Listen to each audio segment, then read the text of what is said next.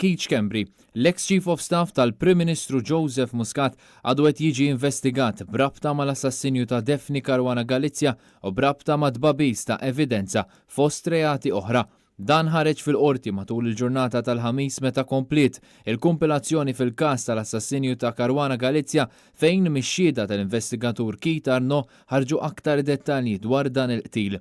Fis-seduta tal-ħamis, l-Ispettur Arnaud stqar li hemm problema bir-recordings tal-middleman Melvin Teuma biex bekk dawn il-famużi recordings baqgħu misteru kien għalhekk li l-qorti ddeċidiet li x-xhieda ta' Teuma tingħata darb oħra meta d-difiża jkollha aċċess għar-recordings. Kienet id-difiża li reġgħet talbet għal dawn ir-recordings bejn Jorgen Fenech u Melvin Teuma u ma propju f'dawn ir-recordings fejn għal diversi drabi semma isem Keith Schembri, l-ex Chief of Staff ta' Muscat. Keith Arnaud dikjara wkoll il-mobile ta' Keith Schembri baqa' ma nstabx fis-searches li saru appena kien arrestat Schembri.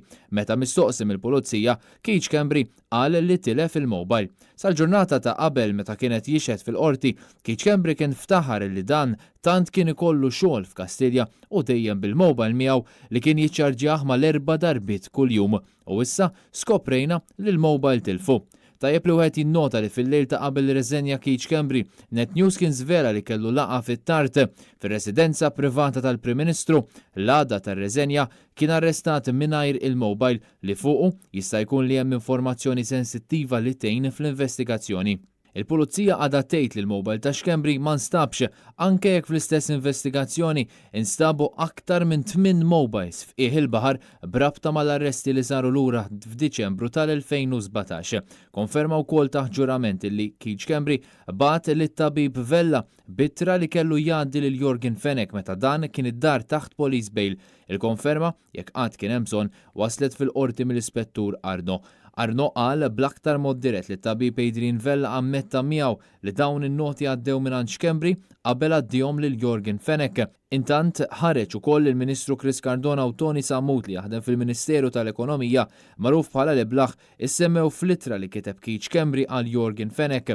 Schembri konferma li kull fejn fl-ittra hemm miktub CC kien qed ifisser għal Ministru Cardona. F'din l-ittra semma wkoll l-avukat David Gatt bħala dak li kien jaqqat kollox.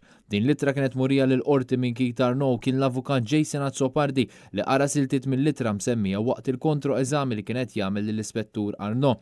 Fil-qorti, Keith Arnaud saħaq li ħaqqata x'kien fetaħ il-kaxxa li kellha l-evidenza kollha għaliex der biċċali l-informazzjoni li ħarġet fil-laqgħat segreti f'Kastilja dwar il-każ kienet qed tingħata lil Jorgen Fenech minn xi ħadd li żgur kien preżenti f'din il-laqgħa.